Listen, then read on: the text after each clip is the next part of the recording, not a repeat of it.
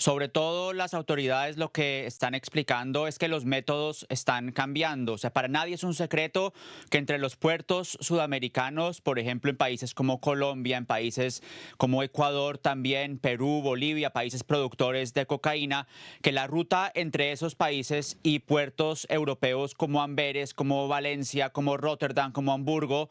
eso desde hace mucho tiempo es una de las rutas principales, pero lo que las autoridades están diciendo ahora es que los métodos están cambiando. Un método que está cambiando es evitar la ruta directa entre Sudamérica y Europa y pasar por países de África Occidental, países que tienen zonas costeras, donde hay poca presencia policial y donde los cargamentos pueden dividirse y redistribuirse hacia Europa. Segundo cambio importante, y eso es algo que también han resaltado las autoridades, que muchos de los cargamentos están siendo dejados en alta mar, donde luego son recuperados por embarcaciones más pequeñas que las llevan también redistribuidas a puertos más pequeños en Europa, a zonas costeras con menos presencia policial o incluso entran a Europa por vías fluviales mucho más pequeñas. Esos son dos de los principales cambios o dos de los principales fenómenos que las autoridades europeas están viendo cuando se trata de la cocaína que proviene de países de América del Sur y que llega a Europa, que como bien dices, sigue siendo uno de los mercados principales para este producto. Bueno, a ver, esto es muy interesante lo que nos estás contando, Tomás, porque efectivamente durante muchos años hubo rutas directas, uno sabe que esto, por ejemplo, iba en cargamentos de banano. Por ejemplo, nosotros hicimos aquí en DNews una investigación muy interesante sobre cómo buena parte de la droga que hoy sale a través de Ecuador sale en cargamentos de banano. Algunos de esos cargamentos viajaban directamente a Europa. Algunos serían decomisados, muchos otros no. Está también, por supuesto, los vuelos directos de las mulas que viajan en aviones, son 5, 10 que viajan en un mismo avión con cápsulas de cocaína distribuidas en el cuerpo. Algunos caen, otros no. Bueno, lo que vos nos estás contando es que las organizaciones criminales se están dando cuenta de que conviene más hacer de alguna forma escalas previas, que pueden ser en África o pueden ser directamente incluso en alta mar.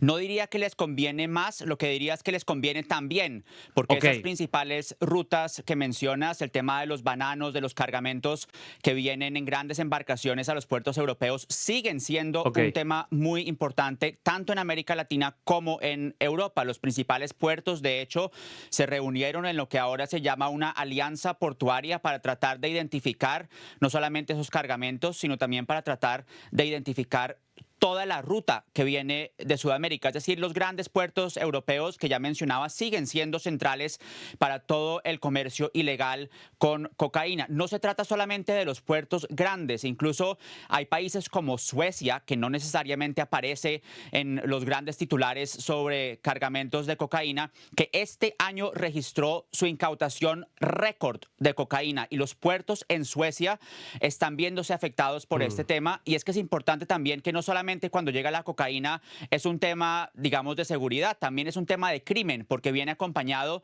de mucha inseguridad en las regiones aledañas. Entonces, países que normalmente no se están viendo o que en el pasado no se veían tan afectados por el tema del negocio ilícito con la cocaína, pues ahora sí lo están viendo. Pero además de eso, además de de esos puertos grandes en Europa, de los puertos medianos en Europa, los narcotraficantes se están adaptando y están viendo que el aumento en los controles policiales, por ejemplo en Hamburgo, por ejemplo en Amberes, por ejemplo en Rotterdam, que son puertos fundamentales en Europa, pues está llevando a que haya más incautaciones y por tanto deben adaptarse buscando nuevos métodos. Y entre esos nuevos métodos están los dos que menciono y añado un tercero, porque tú mencionas el tema de los cargamentos de bananos, pero algo que la policía europea, Europol, también identificó es que en algunos casos la cocaína está siendo incorporada químicamente en otros productos, por ejemplo plásticos, mm. y luego en laboratorios clandestinos en Europa es subtraída para que luego pueda ingresar al mercado europeo. Eso indica que el tema del negocio de la cocaína hacia Europa sigue siendo muy lucrativo para los narcotraficantes, tan lucrativo que están incluso buscando maneras de introducir la cocaína de manera química en productos como plásticos hacia Europa. Es todo un reto para las autoridades europeas. repetí esto, Tomás, porque la verdad que es increíble, porque habla también de la ciencia, es tremendo, porque es la ciencia y la tecnología, en este caso, al servicio de las organizaciones criminales, en este caso del crimen transnacional. Claro,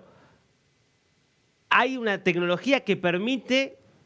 que la cocaína, que el clorhidrato de cocaína se logre mezclar de alguna forma con plásticos. Entonces, claro, uno está transportando plástico y no es que hay un cargamento de banano donde en una caja en vez de banano hay un paquete de cocaína. No, estamos hablando de cocaína disuelta mezclada con plástico, lo cual uno dice, ¿y cómo lo detectás? Claro, y las autoridades también están aumentando e incrementando y cambiando sus maneras de detectar la cocaína, porque esta información proviene de las autoridades europeas, es decir, ya encontraron que hay maneras de transportar la cocaína que van más allá de poner la cocaína en medio de contenedores de bananos que van, digamos, de Ecuador al puerto en Rotterdam o al puerto en Hamburgo o al puerto en Amberes. Se están dando cuenta que es cada vez más complicado, que es cada vez también técnicamente más avanzado y que por tanto también la respuesta de las autoridades europeas tiene que estar al tanto. Incluso lo describían como una carrera, porque los narcotraficantes se adaptan, buscan nuevas maneras de transitar y de transportar la droga. Las autoridades tratan, por supuesto, de buscar la ruta y de encontrar toda la cadena de suministro que empieza en Sudamérica, que puede terminar en África, que puede de ahí llegar a los países europeos. Y una vez encuentran toda esa cadena de suministro, pues el tema cambia otra vez y hay diferentes maneras de transportar la droga hacia Europa.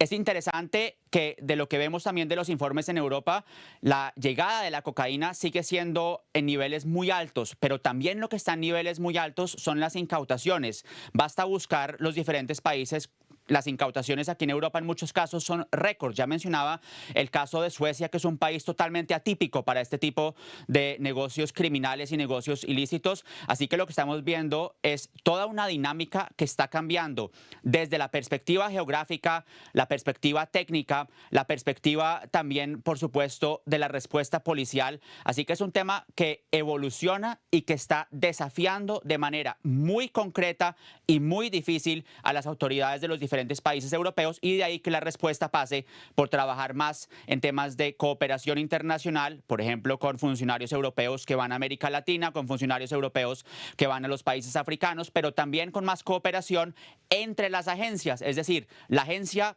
portuaria trabajando ya no solamente con las otras agencias portuarias, sino también con las agencias de inteligencia de los diferentes países, con los servicios policiales, para que entre todos puedan llegar la información, tener la información que les permita identificar las rutas de suministro y así poder obviamente llegar a más incautaciones.